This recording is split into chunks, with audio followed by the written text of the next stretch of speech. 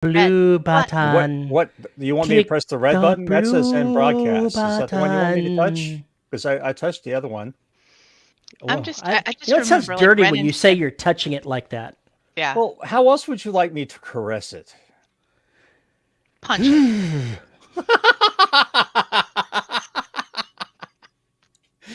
No, I was just thinking, how are we going to reboot the brain? How do you reboot the brain? I know they're Sleep. talking about using ketamine for that. I know psilocybin has some portion of that effect. I had the thing that I did, so I can't even remember what it's called now. It's called a Uh, car wreck. ECT. oh, that was different. Yeah, ECT. Well, not electroshock therapy, but yeah, not electroconvulsive therapy. It's Okay. the magnetic stuff. I can't remember what it's called now. No, it doesn't matter. I think car wrecks may reboot brains, but I'm not really sure. I'm still stumbling over my words at this point. Why So would don't you you like? tell everybody what we're talking about, Paul? Because most of them won't know. Probably not. I drove home from my parents on Sunday, and I've been having a lot of bad lung days with coughing. And so most of the way home, I had a coughing fit, and I saw stars and went, okay, I'm right next to home. I forgot my inhaler. I'm right next to home. And the next thing I know, I'm in a tree or my car's in somebody's garden, but I haven't figured that out yet. I'm asking people where my wife is and why my car is broken and isn't moving and everything else. So had a coughing fit so hard that I knocked myself out essentially. So I went ragdoll and hit a ditch and then hit a tree. Um, Probably because there was a ditch there is the only reason I'm still alive. But I managed to survive all that with massive contusions in places and not much else. So Show them your shoulder. I don't want to show up my shoulder. It hurts. It's a boo boo. It's just a boo boo.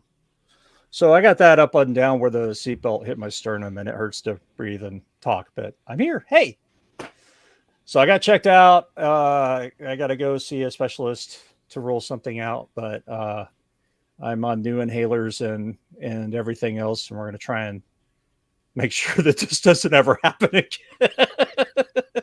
Yes, we do not Yes. want a sequel of that. Thank you very V much. and I have already been talking about starting a GoFundMe to replace your car with a Yeah, unicycle and bagpipes. yeah, I think it might get to that because yeah, this car situation is not looking good. So if you want to support the podcast as well as help Paul buy a new car, stay to the end where I give that information. Hmm. Or just buy some goddamn books. So yeah, that was my Sunday, last Sunday. Uh, I've had better Sundays. So this week I got very little writing done because Slacker. I was ordered to behave myself and recover. So I spent very little time sitting here and trying to write, but I did spend a lot of time reading. And no, you do not want me playing the bagpipes. Trust me. So I read two books that I wasn't working on at the time to go back and get up to speed on them, and then I came back and started working on Neptune Scars. And if I could just finish this fucking battle, I will have this book done. How long is that battle scene? Yeah, now what did you say? 35,000 words. 35,000 words.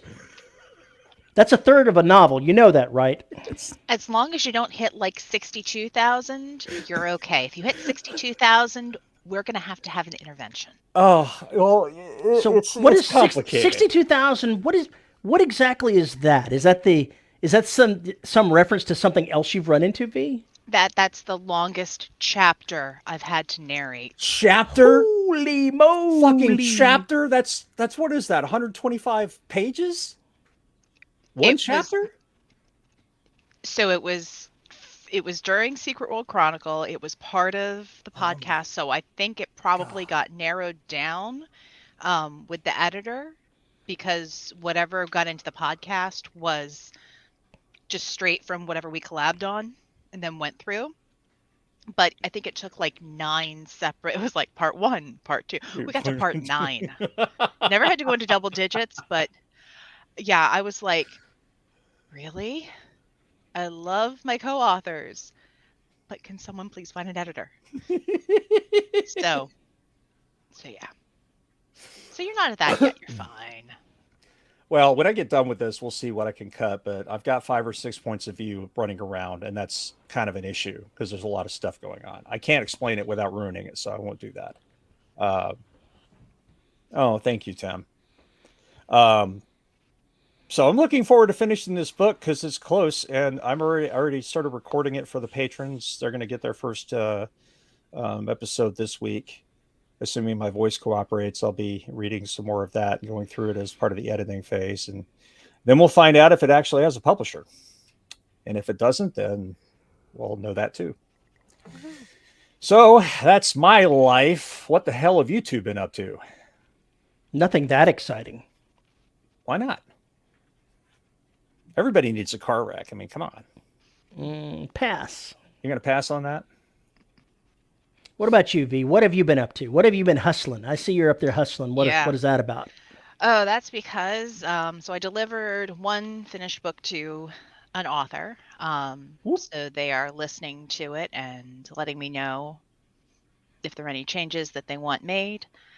But it was fun, and I had a contract, but I wound up canceling it because the more I got into the script, it was kind of clear that I was not going to be the best fit for the book.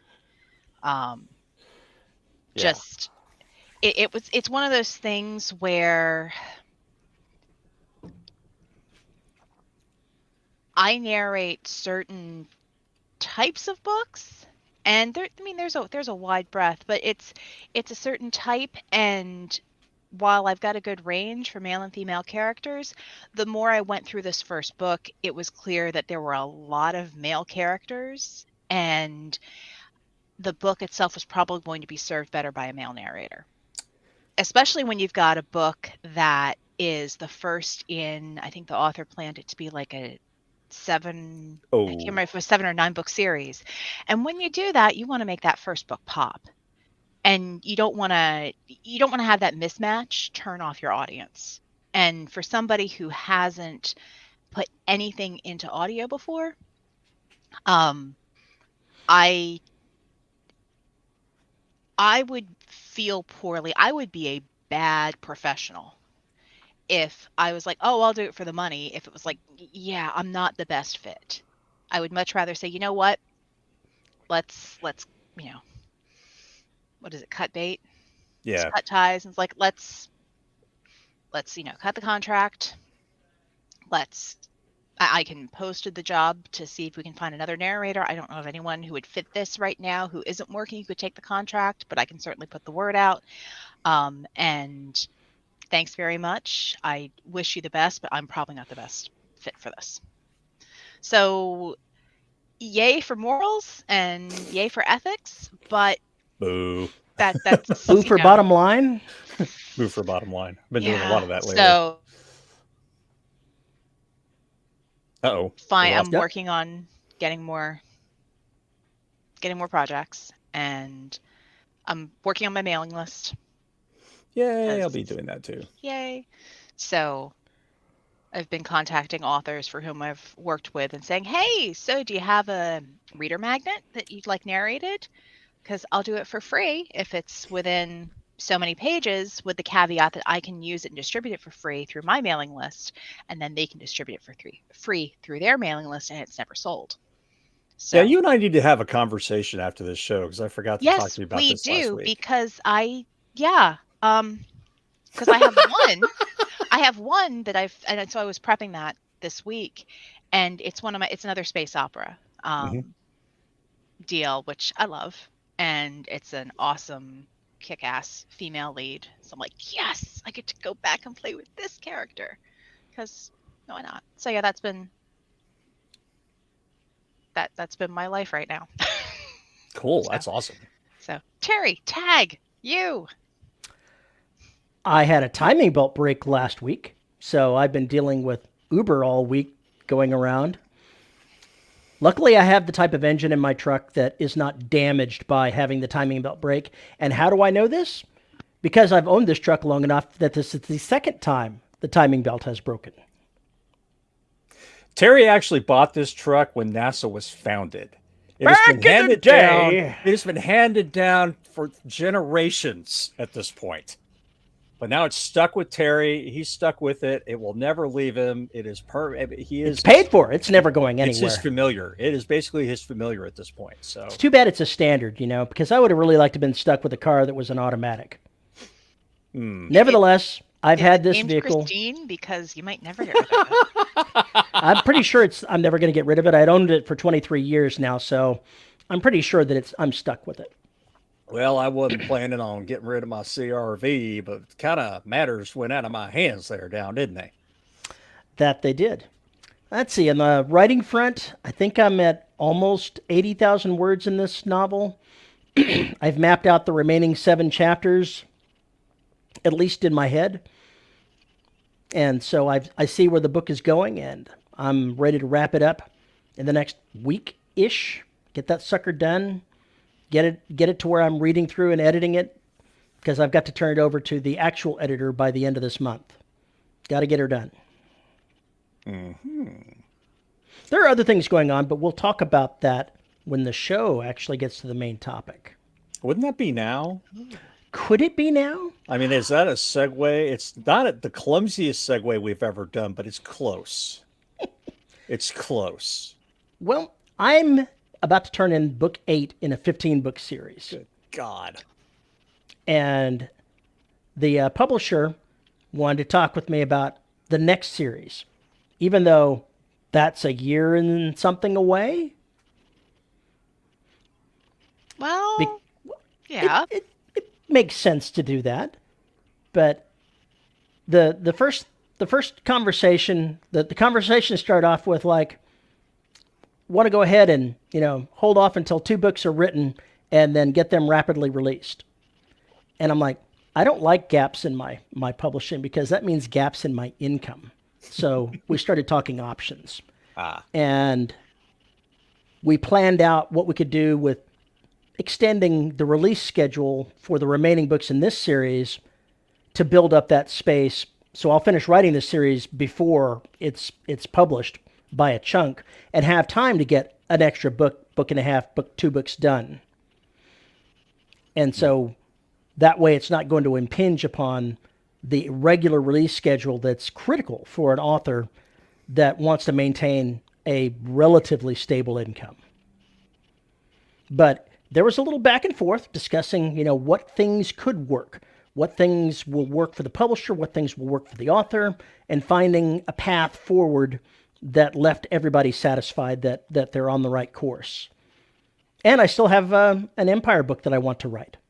I'm not done with that series, but I've got to shoehorn the time in to write it. I've already told the patrons on my Patreon that I'm going to be doing it this month. So I'm committed. Got to make it happen. It feels busy, but I don't feel overwhelmed, because the publisher was willing to work with me to address my concerns. I'm one of those people that I get very nervous when it comes to matters of finances.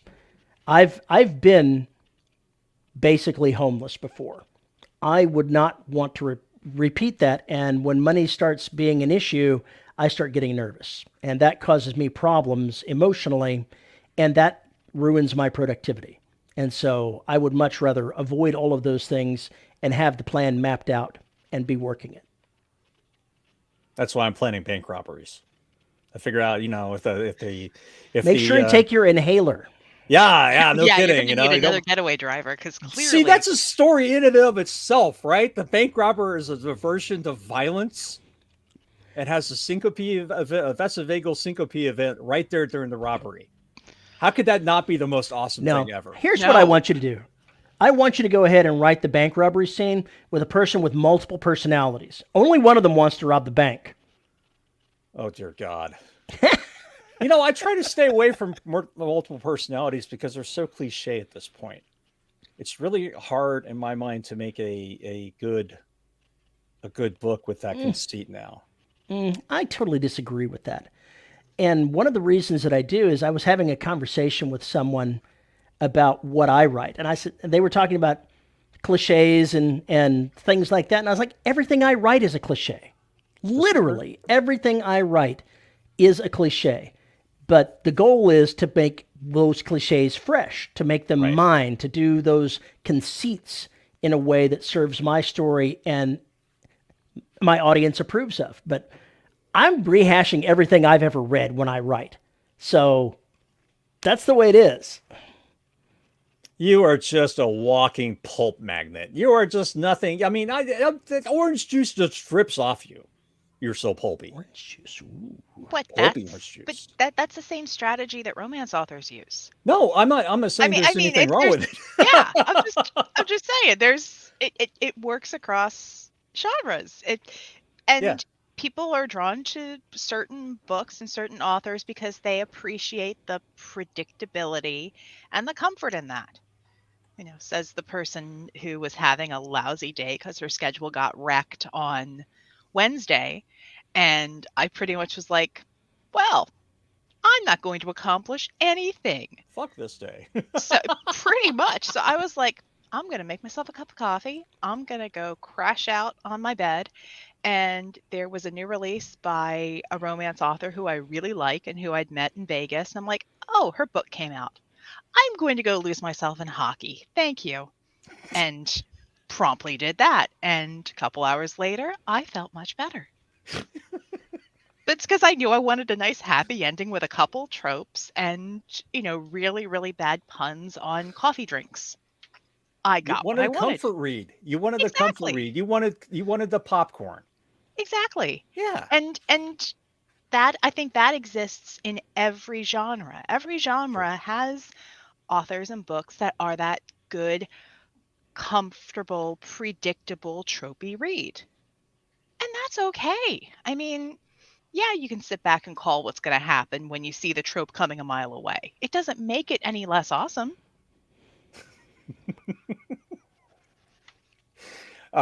It's like I talked about Cocaine Bear.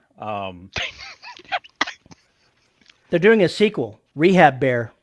No, the fuckers that make Sharknado are putting out Meth Gator this summer. I'm not shitting you. I'm not kidding. I'm waiting for Mushroom Moose personally, but I think that's probably going to be too mellow for most people. Or you're Shroom going to get like Sloth. fentanyl flamingo. True sloth. Oh, don't say shit like that. It hurts. It hurts. Or what else? No, cut it out. My point was with Cocaine Bear, Brent and I were trying to tell J.R. Hanley, Cocaine Bear, or why Paul E. Cooley wrecked his car. Right. If you could, we were talking to John, my friend John, last night, and we both said the same thing, which is if you turn off your brain, you'll have a good time. If you try and insert any amount of reality in this, you're going to have a very bad time. And unfortunately, I think somebody at the theater expected this to be a serious movie. I mean, Someone you went to fucking Cocaine kidding me? Bear thinking it was going to be serious. That's like going to a Deadpool movie and expecting Yeah, it's going to be exactly. You're like, expecting like yeah. the next Dark Knight movie. Not really. So anyway, yes. So yeah, what I'm getting at. I watched a really terrible horror movie this morning, horror sci-fi called Breach. It's one of Bruce Willis's last movies he made, I guess, when he was making like 20 of them a year. It had so much promise, even as pulpy and schlocky and horrible as it was. But there was a point where I was just like, yeah, I'm done here. I'm fucking done. And I watched it for the next 2 minutes just because I knew what the fucking thing was going to be. And I just had to be there and look at it and go, I hate you. You suck, and kill the movie. It's pretty sad, pretty bad. Very sad. Did I ever get my hearing aids fixed? Yes. The left one is fixed. And the warranty runs out, I think, this month. So we'll see how well that works out. If you'd hit your head hard enough against the top of your car, you might have been able to cover it under warranty. No, I would have tagged that on my car insurance, right? That's what I meant. Yeah, My hearing aid. I need a new hearing aid. Why weren't you with me when all this was going down? Why weren't you telling? All right, Paul. Because I don't like being in car wrecks. So there. My wife didn't either, even though she had never been in the car. I was a little confused. What in the fuck were we talking about before? Your hearing aid and getting your car insurance to pay for it. Oh, yeah. Yes, hearing aids are fixed. Thank Christ. Coke Bear NATO. Yeah, Coke Bear NATO. Meth Gator NATO. Meth Gatornado. You were talking about Jelly Gatornado. Now we got Meth Gatornado. No, if it's gators, it'd be jelly gator cane or meth gator cane. Well, gators are in water. Exactly, Maybe, hurricane. maybe we should go ahead and do this instead. You've already got the NATO thing. Why can't it be meth gator spout? It's the water spout thing. Because fuck you, Terry. Or oh no, then This then hurts you'd so have bad. Son of a then you'd have bitch. the mushroom moose blizzard. That totally sounds like something I should order at the DQ real fast. I hate you both so much right now.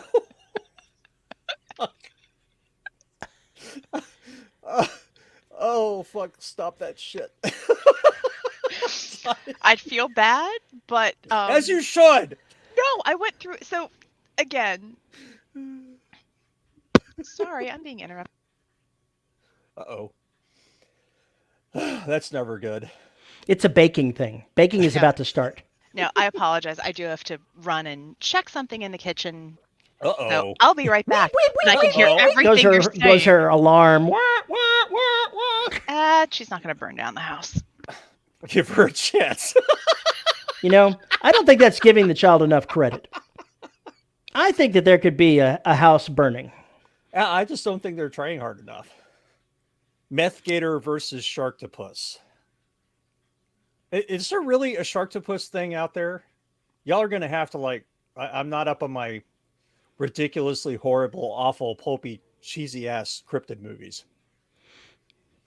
We had an apartment here. Doc, toss this out.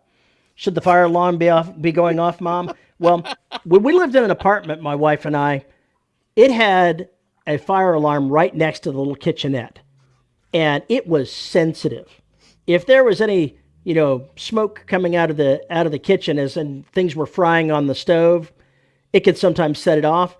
It would go off, and everybody in the apartment would go, "Dinner's ready." She did not appreciate this. Ours went off because of the steam from the shower.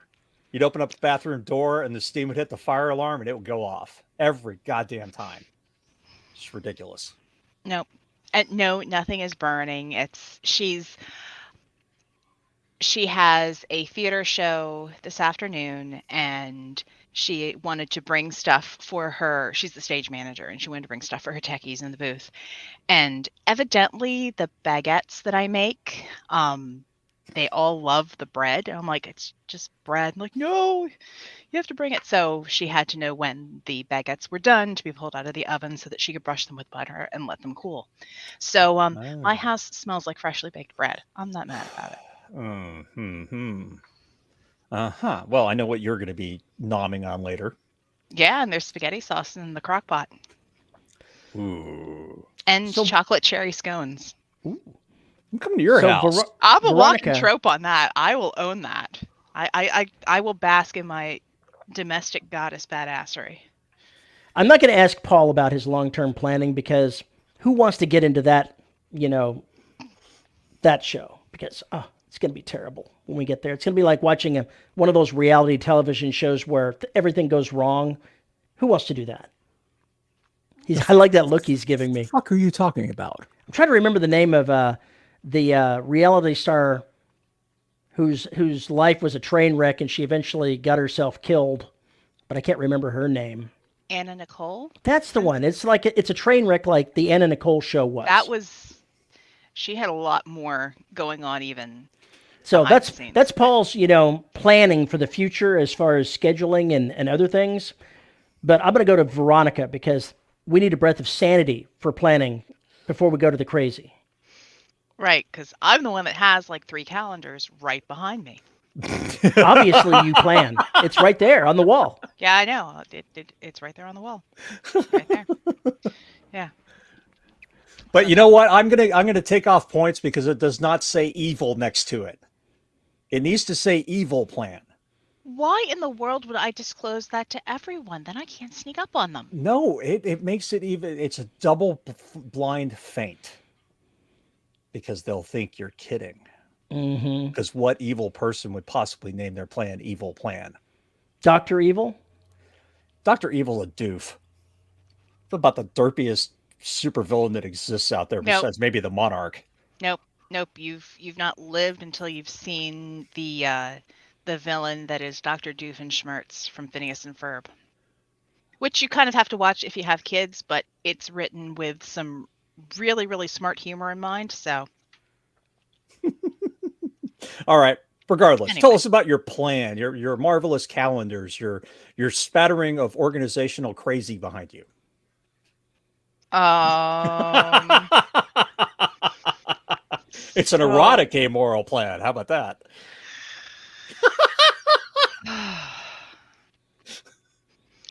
I mean basically I have to plan because I am responsible for smaller people in my house. And sometimes their stuff takes priority. So if I need to plan to record a book or to make time to write or to do any other creative venture, a lot of times those are things I have to fit around stuff. Right. And so my planning is often done by saying, I need to finish this project. But at the same time, when this project finishes, these are the other six things that are going to be going on in the sphere around it. How do I make this work? So a lot of my planning, my work days often have to be planned on a split schedule where I don't have a block of time that is, your standard 8 to 5, 9 to 5, because middle of my afternoon I have to go retrieve children. They're older now, but that often just means if I'm working on something, can I bring it with me? Can I go sit and work on the writing, at the bowling alley? Can I bring it in the car with me to review while I'm waiting in the carpool line? And then, even with recording the stages of a project, what days am I going to be prepping? What days am I going to be recording? How long do I have to wait for pickups? Hmm. And I tend to plan in quarters. That the bigger calendar on the bottom, that's a full year. Really? And yeah, and it uses the transparency machine markers. Tell me tell me you're a Gen X, Without Zennial saying without you're a Gen saying, X. yeah, I transparency markers. So, but like on that, I've got the stuff that I know I have to plan around. I have to plan around kids' school. I have to plan around AP exams. I have to plan around family vacations. 20 books is on there because I ain't missing that. And then planning around, bigger stuff in the summer. And that gets blocked out of this is super important. You cannot work during these times, or work cannot take priority in those areas. Then, it's how long is the project going to take? If I'm working with somebody, it's even more important to plan things out. So, and you're constantly revising too, because stuff comes up. Yeah. It's the, oh, well, that's right. I have to follow up for an eye appointment. Oh, you're old. You have to go see somebody else and it's going to take half a day. Or, oh, they don't have this person in your town or your county. You have to drive, half an hour, 45 minutes, hour and a half To go see a over here. specialist. Right. And then drive back. What about planning the plans? Strangely enough, Dean, that is reserved for Sundays because I do have, no, I'm not kidding. I have a written planner and I draw up the planner. So, because it's like a focus meditation thing, and I write everything up and I check with my email. I mean, I am to the point where I've gotten everybody else in the house to JR, I will hmm, scheduling and spontaneity. So keep in mind, I It's actually Russian. They can't crap without a schedule.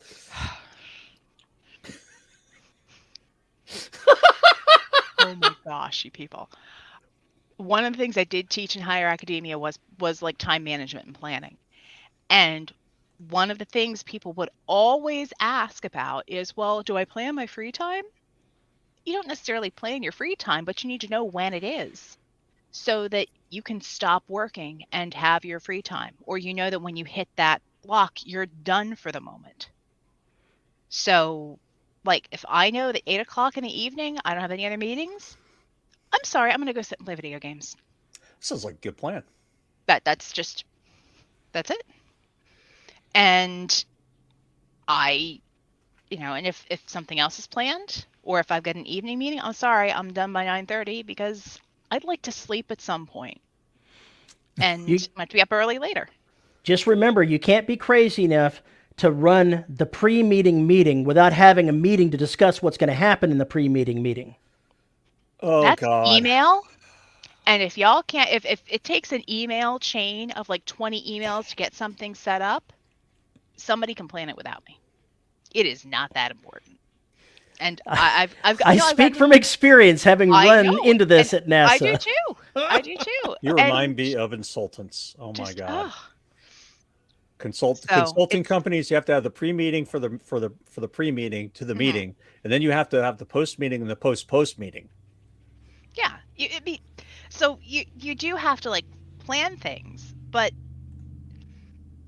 everybody needs to come. If you're working with multiple people, then the expectation needs to be everybody comes in having done their homework.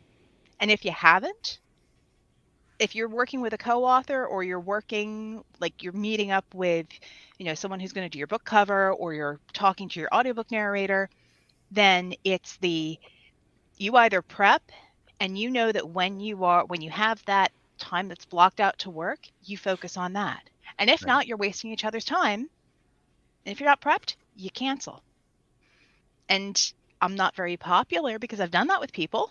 And they're like, well, but we need this time. It's like, I'm sorry, I have other things to do. My time is valuable. And if you don't do that, then you're gonna lose that time that you need to write. Yeah, that's the issue. At some point, somebody tries to wrangle you into whatever they're doing, and that looks cool and everything. You'd love to do it, but there's just no way it can be done because there's no slots. There's no way you can possibly, uh, get away from it. Yeah. It's just there's sometimes you just got to say no, Yeah. unfortunately. You can't say yes to every anthology or every collab or every, really cool idea that comes around.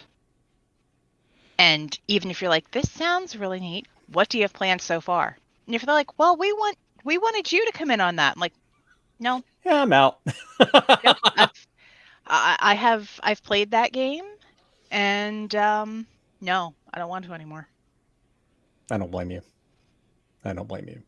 So you were a heavy, heavy planner, is what you're telling Yeah, us. dude. Yes, if I had my darn it, my other bag is not in my office. I'd have my planner and I'd show. But yeah, I've gotten to the point where I've told the other people in my house, if I don't have a calendar invite, it doesn't exist. So, like, but that goes for the kids. So there's a calendar invite for every single after school thing, and it's not me putting it together.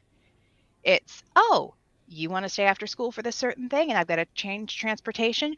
You're going to go into your Gmail account, you're going to create the calendar invite and Gotcha. send it to me. Because I'm sorry, if you can run around on Instagram and Snapchat, you can create a calendar invite.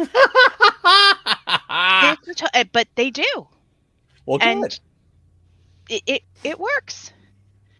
So when one of them has to go to work, I was like, "You checked your work schedule?" Yeah.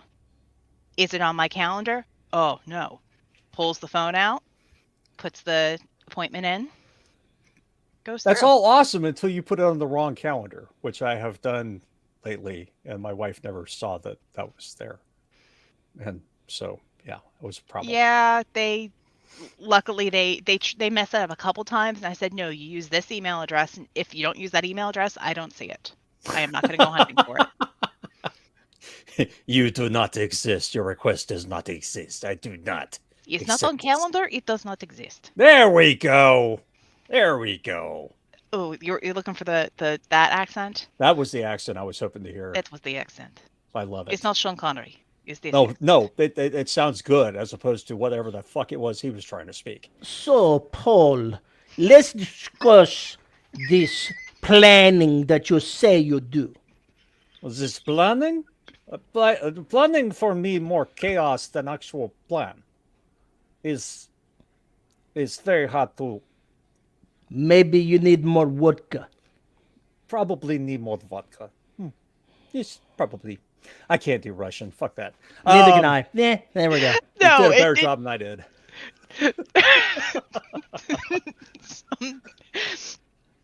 Go ahead, tell us how Go bad it ahead. was. Go ahead. We're Go ready. ahead.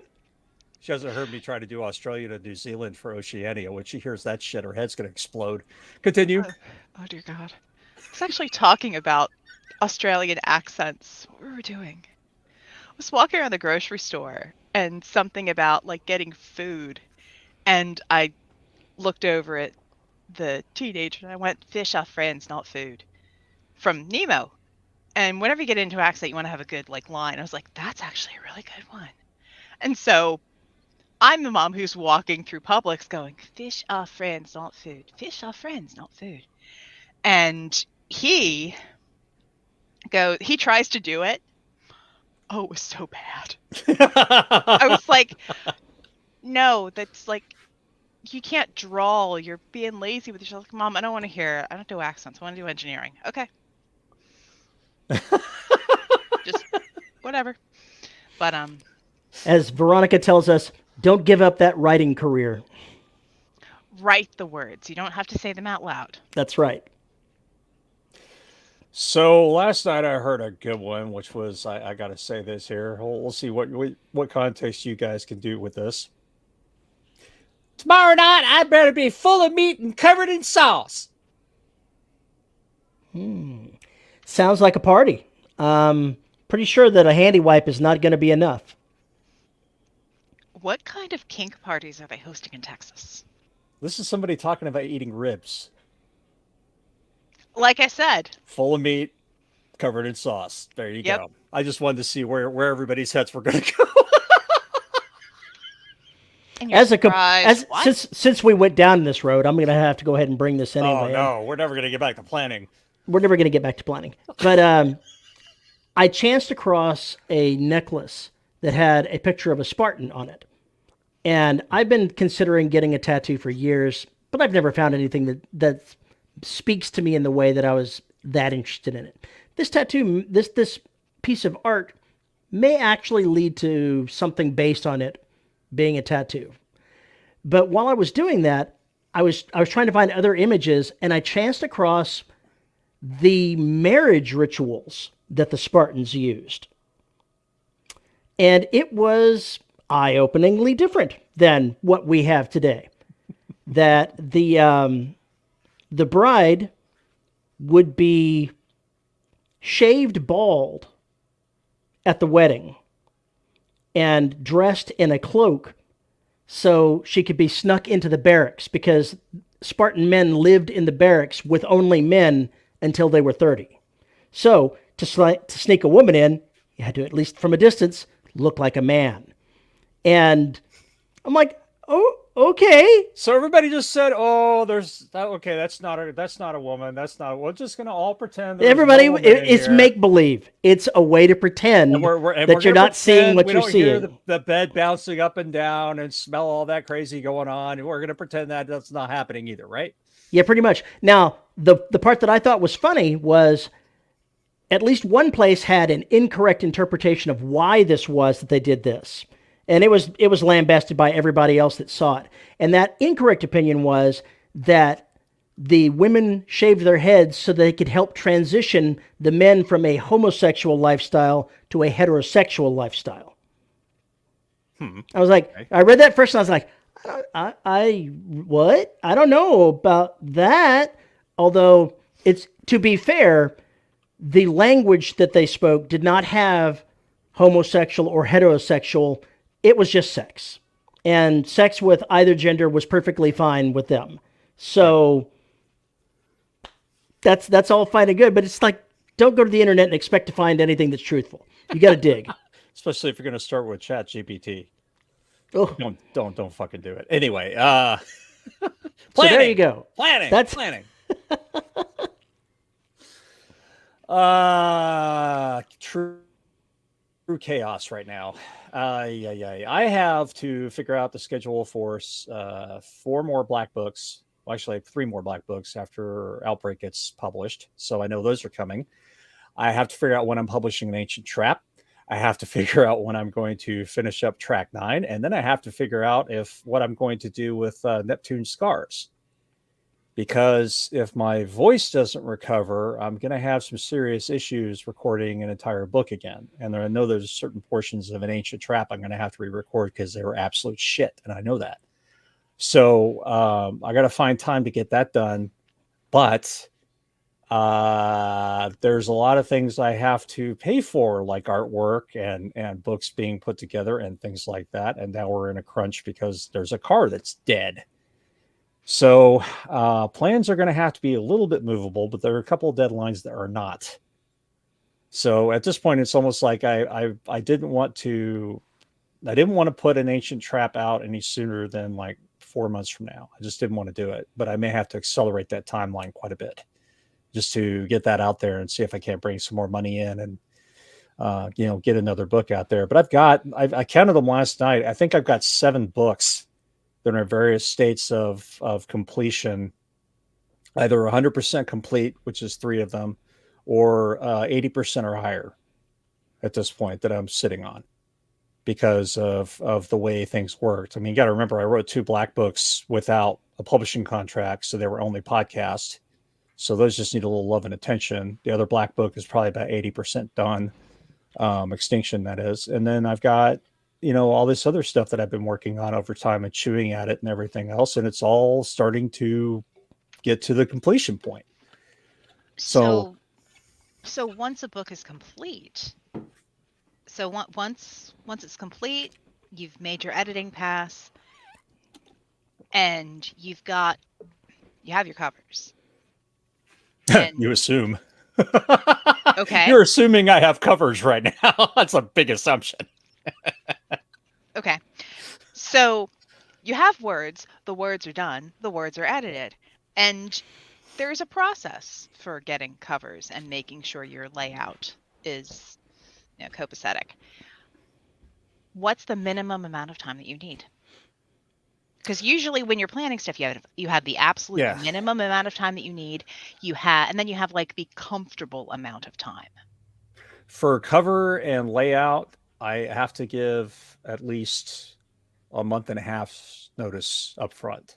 Okay. And I'm trying to give as much as possible, like more like 3 months, because I know other people are extremely busy. And there are some things that I can do on my own, obviously, if I need to get there, or if I can't afford to go forward or whatever, or somebody doesn't have time to do what I want done, it'll be half-assed compared to what I can get somebody else done. But maybe what if I can just make the background and get somebody to do the text on the front of the book, or knows titles better than I do?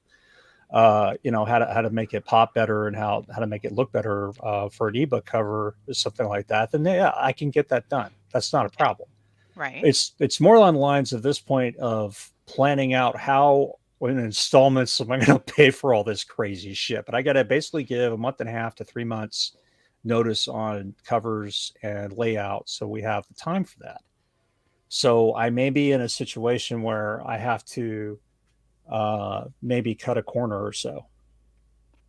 So we'll see how things go. Yeah, Pondy's still doing my covers. The Black series is just fucking phenomenal. I can't wait to see what Outbreak looks like.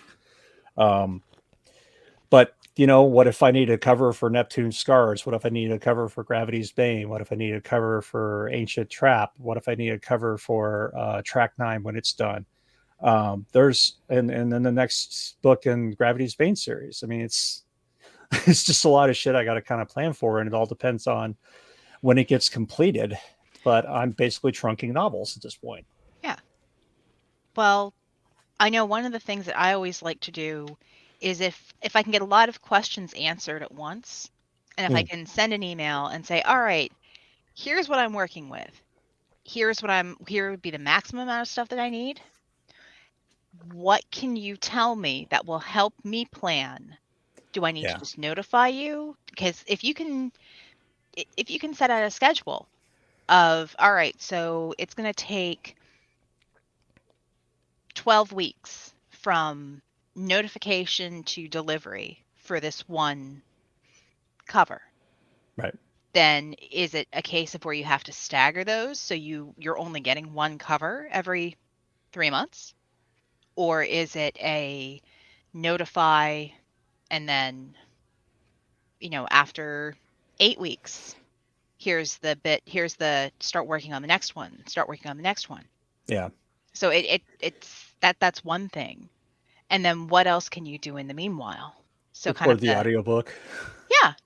So there's doing the audiobook. There's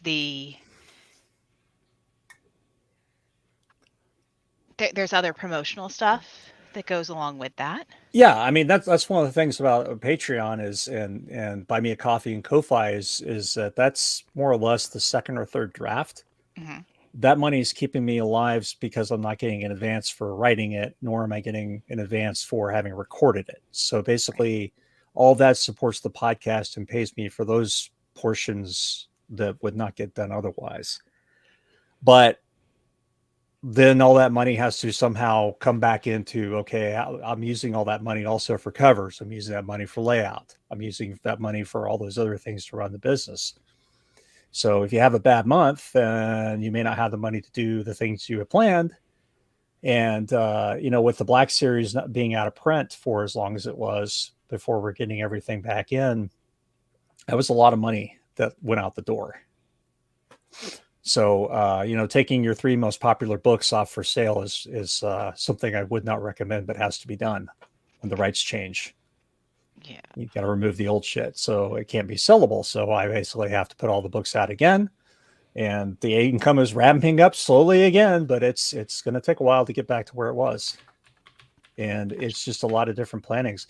And folks, if you're dealing with a publisher and the rights are coming up for renewal or whatever, you really need to think about how you're going to approach the putting all that stuff together and have a plan, because once the books go out of print, they really go out of print. They go bye-bye. They go out of Yeah. the store. So know what you're doing and when to do it. Yeah. I have no regrets personally. I just hate the fact that the money stopped flowing for as long as it did.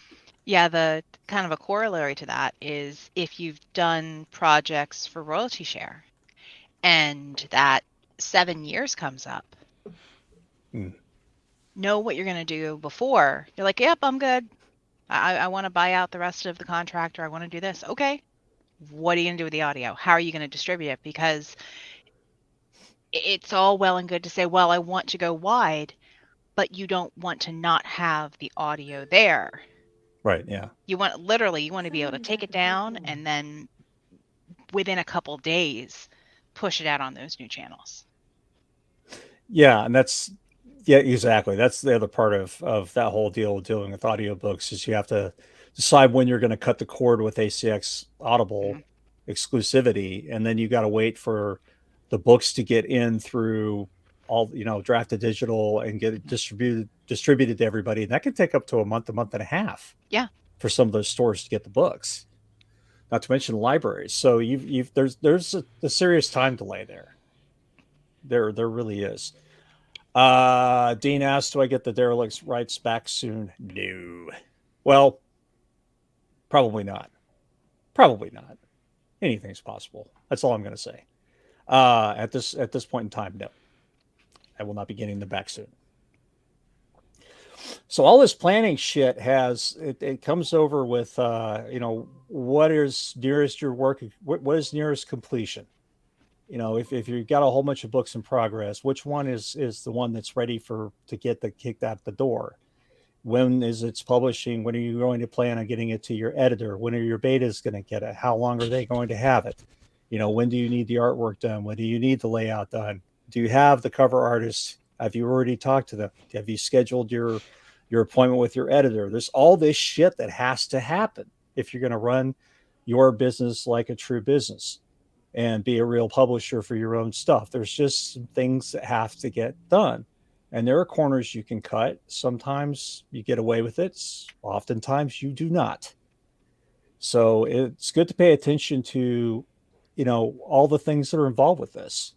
And when you add audio into the mix or a podcast or video or any other of that crazy shit or extras, oh my God, you've just compounded everything. You're adding a new product or new You're adding a product. new product. You're adding a new product. I mean, it takes me, probably 25, 30 minutes to put a YouTube episode together now. but it took it. That was with 5 hours of me getting things prepped. Mm-hmm. So there's a lot of things that has to get done to make all the quote unquote magic look easy. And you can't get around that. The prep stuff that has to be done, and you have to plan to actually have the time for the prep, or you're going to not sleep and you're going to do a shitty job Mm-hmm. and it's not going to work well. Yeah. And That's then, my portion, my thoughts on it.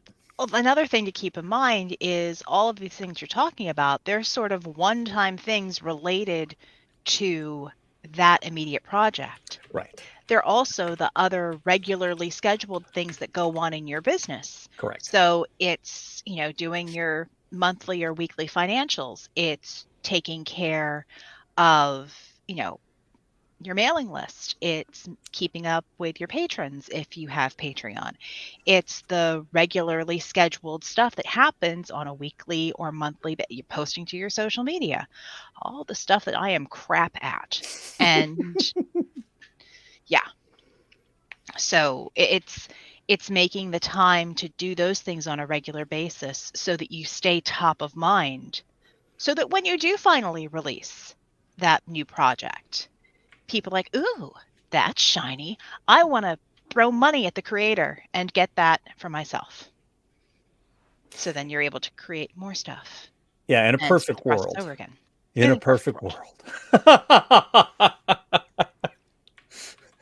So Terry, you've got your process down, but you're cutting all the corners because you don't even publish your own shit anymore. You've Well, got people for that. that's all fine and good. However, that is not all of the process that goes involved with this because I still have to know how much time to schedule out for the editor. Yeah. I may not have to do the cover, but I could sit there and worry that the cover might not be ready in time for the book because what happens then? You get the next book put out with a temporary cover. It's not the best thing in the universe, but it hasn't seemed to hurt me yet. But you know, building a lead time into producing these future novels will help all of those things. Yeah. That I it sounds to me like your schedule just got a little bit too ambitious. Fulfilling a book every 8 weeks is an ambitious goal. It's more ambition than I've got, brother. That's crazy. I'm responsible for too many other things. Why do people have to eat? Yeah, why do people have to eat? Why do dogs need to be taken to the vet? Why do parents need things done for like me replacing vents on a 20-foot ladder? Oh, that was fun. I should not be doing that shit at 52. No. Anyway, that notwithstanding, that was before the car wreck. So we've all kind of given advice about the whole planning disaster and mess that is our jobs or portion of our jobs. I'm not very good at this. I'm getting better because I have to, but I suck at schedules. I don't like putting time dates on things because when stuff comes up, then it gets it makes me very anxious because everybody wants me to do 20 things at once. And I was raised in a horrible, horrible corporate culture of here's 50 things, get them done now. And then here's 100 more things to intersperse in those 50 things to get done. So I'm permanently damaged, but I've been able to focus on the books at least. You were permanently damaged ahead of time. Yeah, I've been permanently damaged a long time ago. Yeah, and totally ruined. But getting better at this. I got the plan. 2023 is going to be another horrible, awful, stressful year because it's already starting out that way. So I'm trying to keep on top of it. So we just keep the books coming out because if I do this right, then I will have 4 books a year for the next 2 to 3 years, and that's pretty goddamn big. Especially when you're talking about finishing off one series, starting up a new series, and getting a whole new genre going. So this will be a very crazy couple of years for me. That's the plan. Yeah, there you go. The life of a programmer and feature creeper in a muck. Yeah. .coms, Enron, oil and gas industry, high tech, been through it all. Robots, doesn't matter. It's all the same shit. Nobody knows what the fuck they're doing. Nobody knows how the fuck to spend money. They waste it on the shit they don't need to. They don't spend it on the stuff they do need to. They won't pay the money they need to attract competent personnel and then wonder why shit doesn't work and why nobody gets paid. But hey, they got their money out of it. It's just everybody did the work gets fucked. That's been Sounds my like higher life. education. Yeah, there's really no difference now. Just a bunch of pricks at the top fucking everybody else to make the money. That's the way it works. What's the new genre? I don't know what to call it yet. We talked about this. I can't decide if it's urban fantasy, cosmic urban fantasy. I don't know what the fuck to call this. What would you call Garaga, V? If you put it in Um, modern day, what would you call it? if it's modern day, it really is urban fantasy. Okay. But it when you start to pull back, it almost reads like alternate history, like alternate historical fiction. Yeah. I The mean, first two books, it's yeah, yeah. definitely. So, but urban fantasy always makes me think of more contemporary Yeah, stuff. yeah, exactly. And the new books will be contemporary. Yeah. They're going to be taking place in the same timeline as Garrus Inferno. So they'll be, well, that's not true. One of them will take place 20 years before, maybe it's 30 years. I can't remember. It'll take so long, a long time before Garrus Inferno. Because I never said when Colette story took place, did I? There's no date on it. There's no time on it. No, uh there's no specific date. I mean, there's Nope. a You get the darn it. idea. You get the idea that it's modern days, but you Yeah, can't put it down when. It could right. be that story could take place in the 80s, 90s, or 2000s pretty Yes. easily. So Yes. that's as far back as I'm probably going to go for now. But there's also the French Revolution story. I gotta fucking tell it at some point. I just have got to have the Marquis de Sade running around getting taught by succubi and all sorts of other crazy bullshit against the backdrop of the French Revolution coming on. Colette, French Revolution. No, no, no. I'm hung up on Marquis de Sade. So I saw Marquis de Sade and you checked out. Equus. Sorry. Oh, okay. Well, there you go. Yeah. So there's a lot of stuff that I want to do there, and of course, there's all the other historical books I want to write. In addition to that, like the Crusades, Crusaders of Garaga and stuff like that, that I want to write. It's just it takes so much time to do the research to write those suckers. I'll get there eventually, but there's these other things I need to get written now because I can churn them out pretty fast, and that's the plan. The plan, anyway. Oh, there you go. What about aliens teaching Marquis de Sade? Now, this is how you do an anal probe. Okay, somebody was going to say it. Why am I the bad guy in this? Why am I the bad guy in this?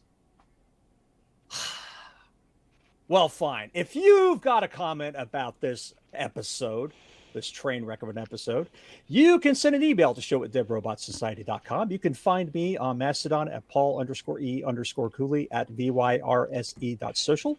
You can find us on Facebook at the Listeners of the Dead Robot Society Facebook group, where Terry manages all the madness. You can find us on YouTube at youtube.com/DRS podcast to see way too many cats and us. And the two of us will break your cameras, but what are you going to do? I'll let you decide. I'll let you decide which two. I'm not going to say anything more than that. If you want to support the show, you can find us at patreon.com/DRS podcast and buymeacoffee.com/DRS podcast, where for a little couple of bucks a month, you get access to exclusive content like our DRS After Dark, which is coming up in 10 minutes. It's where Terry gets hunkered down and shows off stuff. He and I are going to compare bruises. It's going to get exciting. It's going to get exciting. I totally wasn't intending on comparing bruises, but, I've got the Vaseline sitting right here. There